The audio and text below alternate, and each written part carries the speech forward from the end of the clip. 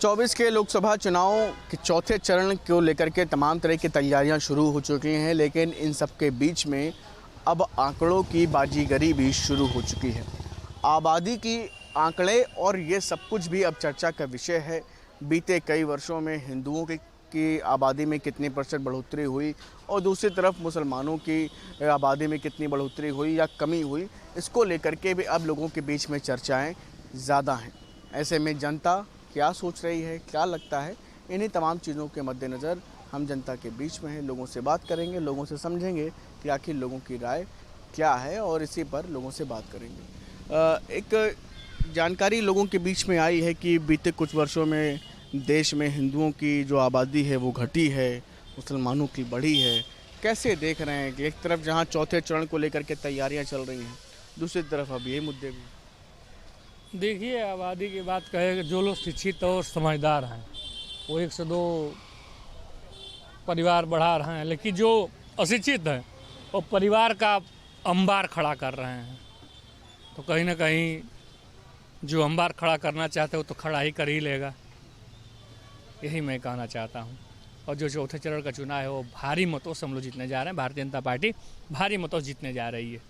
तो अब ये हिंदू मुसलमान और उनके आंकड़े, उनकी आबादी भी क्या ये आने वाले चरणों में क्या मुद्दा बनेगी? नहीं, आबादी आने वाले चरणों में जो मुद्दा होगा, हम आपसे बोला है कि सबका भारतीय जनता पार्टी कभी भी धर्म और मजहब की राजनीति नहीं करती, हरदम विकास की राजनीति करती है। तो भारतीय जनता पार्टी का यही विकास नारा इस बार भी रहेगा और प्रचंड बहुमत हम लोग जीतने जा रहे हैं। और हमें कहीं ना कहीं जो 3 तलाक मुद्दा को भारतीय जनता पार्टी ने ख़त्म किया, उससे प्रेरित होकर जितने मुसलमान बहनें हैं, माताएं हैं, वो 80% भारतीय जनता पार्टी के और कमल के निशान पर मतदान करने जा रहे हैं इस बार भी। लेकिन ये क्या लगता है आपको कि जिस हिसाब से लोगों के बीच में चर्चा का विषय है कि मुसलमानों की आबादी बढ़ी या हिंदुओं की आबादी घटी बीते कुछ वर्षों में, तो जिस पर क्या कहते चाहते हैं? आपको क्या लगता है कि जनता क्या इस पर कुछ सोचेगी, विचार करेगी आने वाले चरणों में वोटिंग करने को? तो हमने तो बताया ना कि जो अशिक्षित लोग हैं वो ज़्यादा बढ़ावा अपना कर रहे हैं, लेकिन जो सोच समझदार हैं वो हम दो हमारे दो के लाइन लेके चल रहे हैं। और जो अशिक्षित है वो अपना बढ़ाता जा रहा है। इसका रोक थोड़े है। इसका क्या असर पड़ेगा चुनाव पे, लगता है आपको असर पड़ेगा? नहीं, असर क्या पड़ेगा?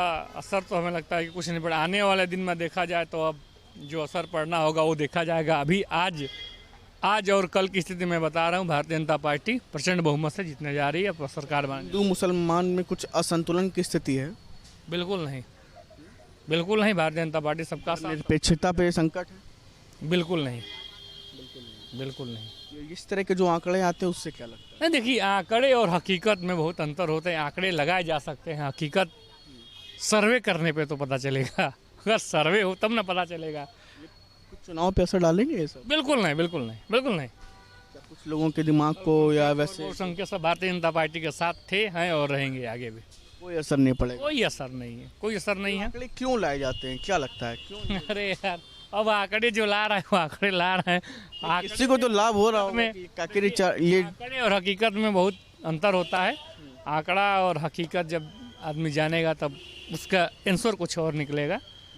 और हमें जहाँ लगता है कि भारतीय जनता पार्टी सरकार बनाने जा रही है। मुसलमानों की जो आबादी है वो बीते कुछ वर्षों में बढ़ी है और हिंदुओं की घटी है, कैसे देखा? देखिए, मुसलमान तो बीजेपी को तो वोट नहीं देंगे। और रही बात हिंदू में, तो हिंदू में भी कुछ जातिवाद को लेके जो लोग हैं, जैसे सपा वाले हैं तो उनके कैंडिडेट खड़े हैं, तो यादव लोग भी उनको वोट नहीं देंगे बीजेपी को। और बाकी जो जात हैं हिंदू में वो भी लगभग बीजेपी के पक्ष में हैं। कुछ पर्सनल वोट जैसे हैं उस तरह से नहीं मिलेगा, व्यक्तिगत वोट जो है, ऐसे बहुत सारे वोट हैं जो बीजेपी कटेंगे। बाकी तो प्रयास तो यही हो रहा है 400 के पार, लेकिन लगभग 400 तो पहुंचा ही दिया जाएगा। इससे कम तो आएगी मुश्किल है, इतना कम नहीं होना चाहिए। हम लोग तो आंकड़ा यही लगाए हैं कि लगभग 400 तक होना चाहिए। बाकी और कौन क्या कह रहा है, परिणाम तो 1 महीना में आ ही जाएगा। प्रयास अपना किया जा रहा है। इस पर क्या लगता है आपको कि ऐसे कि एक डेटा ये आया है कि मुसलमानों की संख्या बढ़ी है, हिंदुओं की संख्या आबादी में घटी है, तो इस पर क्या कहना चाहिए? भाई ये जनसंख्या वृद्धि तो उसमें हो ही रही है, एक दो बच्चे तो पैदा करते नहीं हैं। कुछ आप किसी ऐसे मुसलमान से पूछेंगे कुछ लोग से तो कहते हैं औरत बच्चा पैदा करने वाली मशीन होती है। दो चार लोगों से ऐसा पूछा भी क्योंकि उनके 7 बच्चे 8 बच्चे हैं, तो उन्होंने जवाब इस तरह से दिया। तो जाहिर सी बात, हम लोग हिंदू में तो 1 बच्चे 2 बच्चे से ज़्यादा अभी नई जो पीढ़ियां हैं वो नहीं पैदा करते हैं। बाकी उनमें तो ठीक है, चलिए होने दीजिए, कोई दिक्कत नहीं है, वो अल्लाह का देन है, वो आ रहा है, ऐसा कह के वो उनको रेगुलर चालू ही रहता है। तो जनसंख्या तो उन्हीं की बढ़ेगी ना, हिंदू की कहाँ से बढ़ेगी।